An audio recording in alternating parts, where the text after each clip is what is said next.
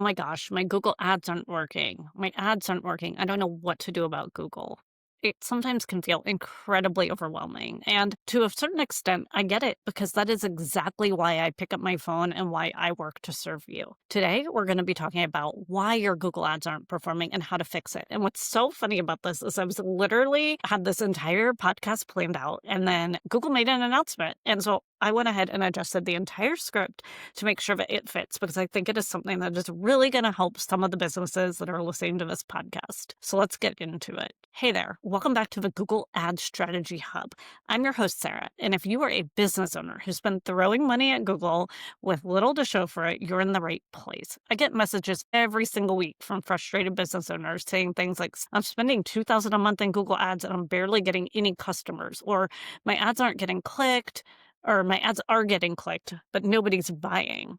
If this sounds familiar, we're going to dive deep into 4 of the biggest reasons why your campaigns might be falling flat. And more importantly, what can you actually do about it? And like I said, this is what I do all day, every day. And I've been doing this for 17 years. I write for Search Engine Land. I live and breathe Google Ads. So whether you're managing your small business or you've got a team of 50 people, these insights are going to help you. Like I said, I live and breathe this stuff, and I'm going to help you save money and help you finally get the results that you deserve because I do see business owners doing this and having it work time and time again. In today's episode, we're going to talk about why context matters more than you think, how focusing on the wrong metrics can drain your budget, and why some business models, they just don't work with cold traffic, and how your industry's reputation might even be working absolutely against you, even if your actual business is fantastic. So grab your notebook because we are about to turn Google Ads around. Let's jump in. All right, let's start with the problem number 1. And again, I'm going to come up with 4 really good ideas here. So I want you to stay to the end so you hear all of them. But the problem number 1 is the biggest mistake that I see, and that is the lack of context problem. What is happening is you have someone searching on Google. Maybe they're looking for personal trainer near me, kitchen renovation services, and your ad pops up. Great, this is amazing. They then click, they land on your website, and then nothing. They don't convert. They just bounce. No phone call. They don't fill out your form. They're not booking. And you're sitting there as the business owner thinking, what on earth? My ad was relevant. I followed everything Sarah said about quality score. My landing page looks good. Why on earth did they not convert? And the issue here is that you're asking for too much too soon. Your call to action says book now or get started today. And then you have to put yourself in the position of your potential customer. Now, you would think that I would see this only on the business owner side. That is absolutely not true. I have worked with agencies and I've seen agencies do this mistake. So if a major agency is making this mistake, I absolutely know business owners are making this mistake too. So what's happening is your customer, they literally just learned your business existed 30 seconds ago. They don't know if they can trust you. They don't know if you're qualified, and they don't know if you're a good fit for their specific needs. It's like walking up to someone at a coffee shop and immediately saying, will you marry me? You might actually be a wonderful person, but they need a lot of context first. They need to get to know you. They need to get to trust you. They need to have that full experience. So I'm going to give you a real example from a real client that I worked with. I actually worked with a fitness coach who was advertising personal training sessions. His landing page had a huge button that said, book your first session, $150. He thought he was being great. He was actually saying the price so people didn't have to hunt for it. I think that that is wonderful. He was running his ads. He had the absolutely perfect messaging, and he was getting people right there to the page. And what was happening is he was getting a ton of clicks, but people were just not booking his services. But what I saw is people would land on his landing page. I could see his analytics. They were immediately leaving. And when we looked at analytics, we realized that people were searching for personal trainers. They'd hit his ad, and the bounce rate was so incredibly high that it was plain and simple. They were thinking, how can this person actually help me? Do they understand my goals? Are they going to judge me? What is their training style like? Am I just signing up to be trained by some meathead who's going to yell at me? They had all these questions. And so instead of asking people to book a $150 session right away, he changed his approach. his new call to action after speaking with me was get your free body scan. And what happened is this trainer actually had invested in one of those big body scan machines that cost a lot of money.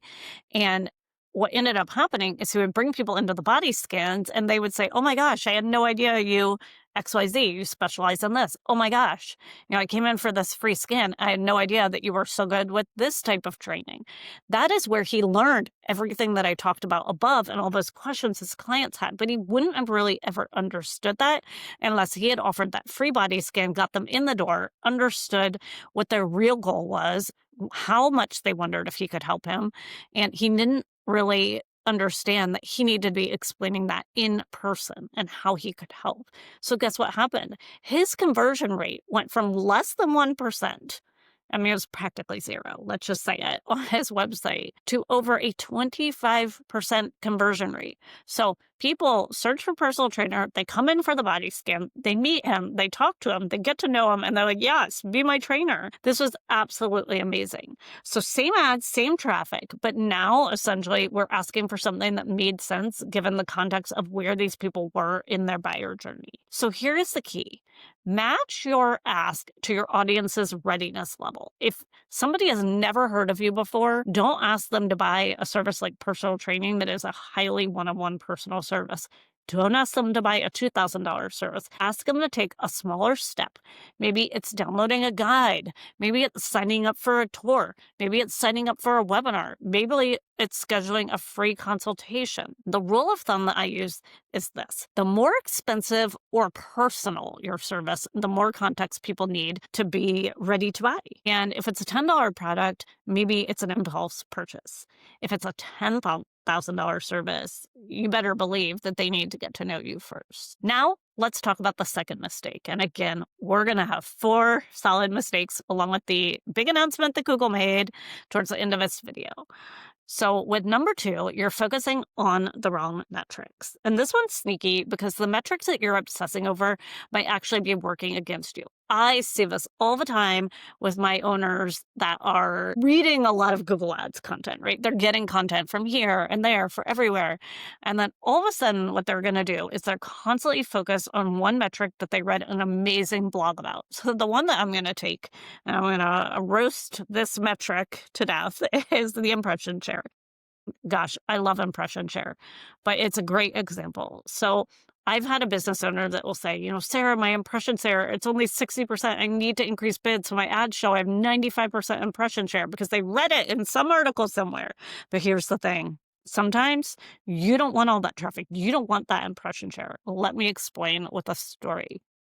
So I was working with a client and they were running B2B products and they also had B2C services. And on the B2B side, they sold enterprise software and they sold it directly to companies. On the B2B side, they had a consumer app that they were selling. The keywords for both services had some overlap. So people, for example, let's just say, because I want to keep their privacy, would search for project management software, whether or not they were a business owner looking for an enterprise solution or they were just somebody trying to organize their personal life. This is the search term that they were looking for. My client was absolutely obsessed with impression share. He wanted his ads to show for every single relevant search. But when we looked at the data, we actually discovered a huge chunk of his traffic was the consumer side, and it was landing on his B2B pages.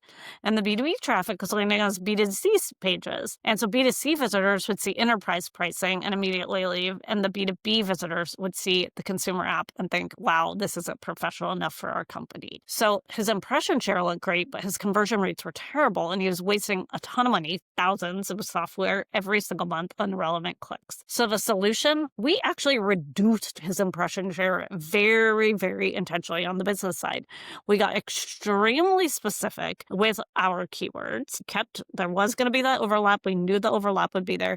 And we really made an effort to use negative keywords to filter out the wrong audience. We actually even used a negative audience. We added that. That's definitely a little bit more advanced, but you can exclude audiences. And we actually set up the ad copy to deter the click.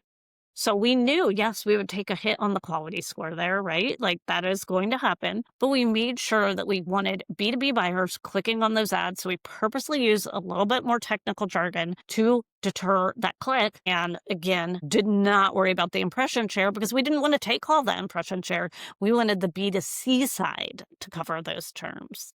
So that being said, you cannot get laser focused on a metric, especially impressions there, without number one, which was context. So now we've gone number one, context matters. Number two, focusing on the wrong share or the wrong metrics, the metrics you should be focusing on, which are the ones that actually impact your bottom line. Cost per lead quality, conversion rates, and ultimately return on ad spend. Impression share is just a vanity metric if those clicks aren't turning into customers. And speaking of unified view of performance, I have to jump in here with some of the news that we just got that I wanted to integrate into this video today. Just today, Google announced through YouTube that they're going to have a new report, and that is called the Brand Pulse Report. This is a game changer because it finally gives brands a unified view of their presence, both paid and organic, across YouTube. Historically, it's been hard to prove if your paid ads lead to organic success, but this report is absolutely changing that in YouTube. It actually shows metrics that demonstrate how your paid ads on YouTube can lead to more views on your organic videos. And then what you can do is you can see how both work together and lead to brand searches. This actually uses Google's AI to generate brand mentions in videos, titles, audio, and visuals. Even if a creator just mentions your product, their AI is going to let you know that this is happening. If you're running a YouTube ad, you're not just tracking the click, you can now measure the bigger picture, how your ad helps build an engaged organic audience, fans, which, as we discussed, is going to build that long-term trust and high-quality leads. This is critical because it really forces us as advertisers to shift our focus further away from the pure vanity metric of impression share and towards the true measure of combined paid and organic strategy and authentic brand engagement and trust building. What I absolutely love in Google announcing this is this really, really directly ties into one of the next topics that I'm going to talk about, which is really, really the wrong business model.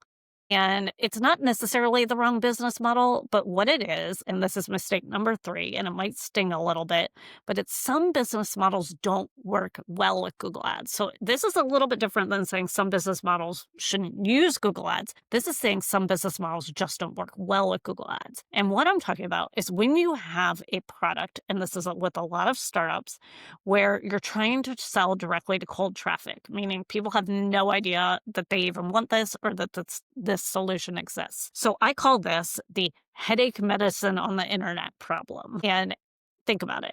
If you have a headache, you go to the pharmacy and you buy Tylenol. You don't need to research Tylenol. You don't need to research the company. You just go and you get it. You have a relationship with the manufacturers or even the generics.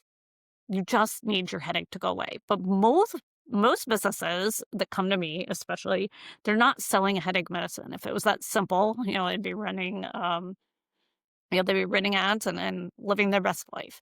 A lot of my clients, especially since I do one-on-one consulting, they're selling complex services or basically what I'm going to call high consideration products where trust is everything and trust takes time to build and trust is built through paid and organic. And so I'm going to give you a real example, and this might make you uncomfortable, but it illustrates my point perfectly. I once worked with actually a financial advisor who was spending $5,000 a month on Google Ads trying to get people to book investment consultations directly from his ads. His ads said, like, book your free investment review. Let me start building your wealth today. It sounds reasonable, right? But if you know how financial works, again, highly personal, highly intimate service where you don't necessarily want to open up and be like, hey, here's everything I owe everyone and I don't know how to manage my finances. People don't generally hand over their life savings and this type of information to someone that they just found on Google 5 minutes ago. So again, it brings you back to thinking about your own behavior. If you were looking for financial advice, would you immediately book a consultation with the first person whose ad you clicked on?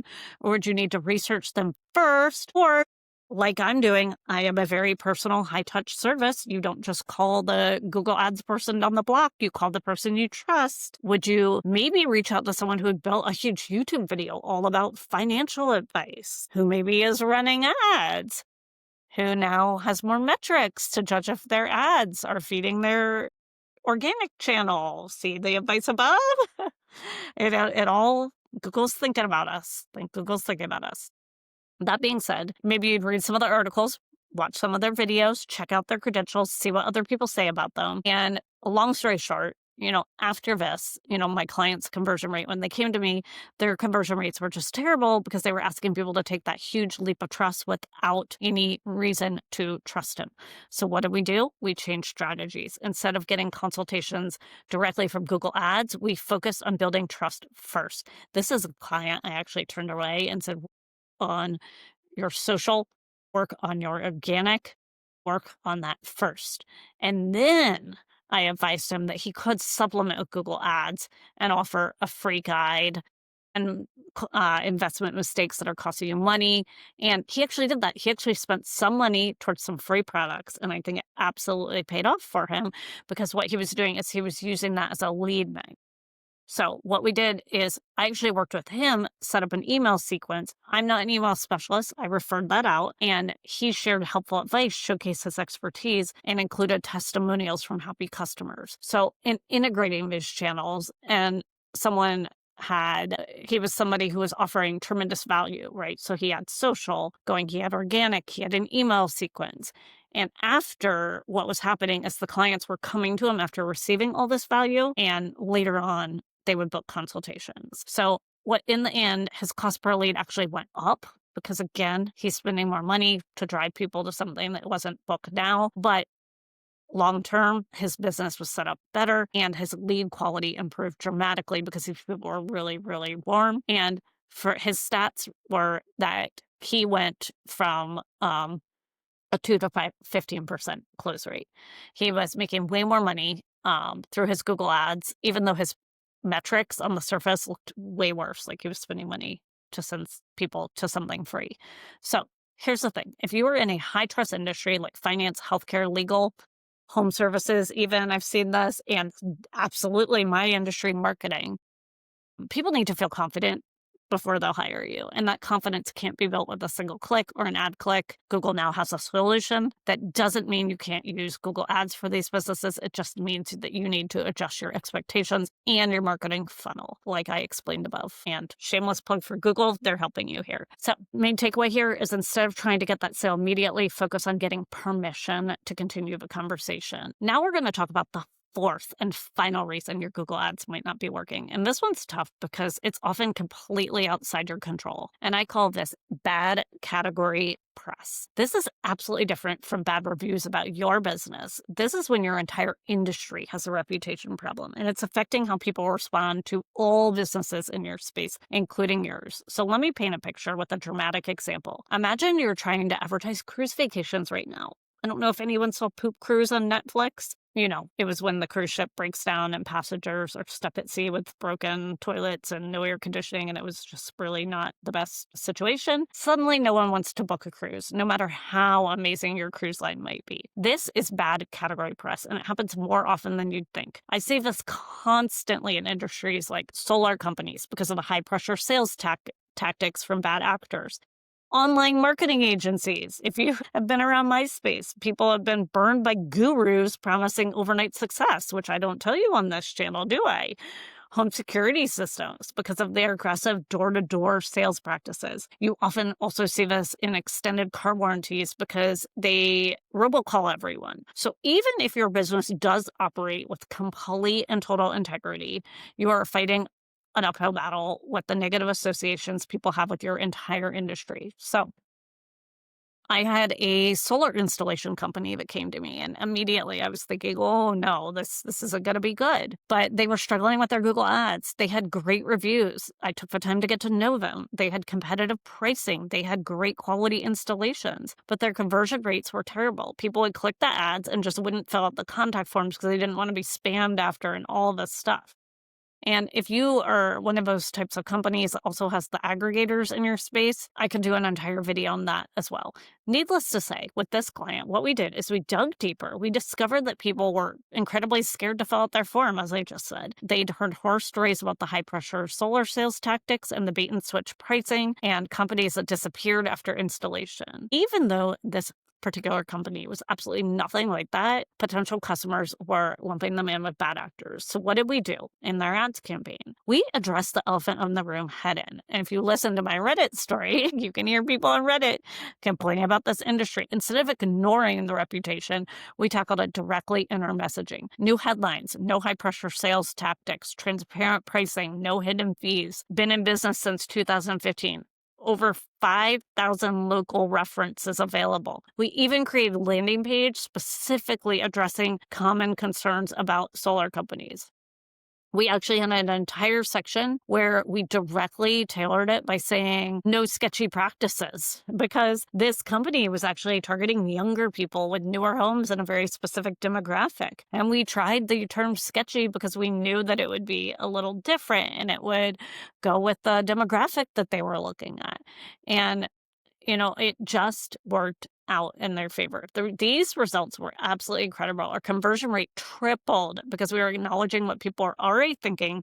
We're addressing their concerns upfront in the ad copy on the landing page. So here's the strategy. If your industry has a reputation problem, do not pretend like it doesn't exist. Address it head on in your advertising. Use your messaging to differentiate yourself from the bad actors.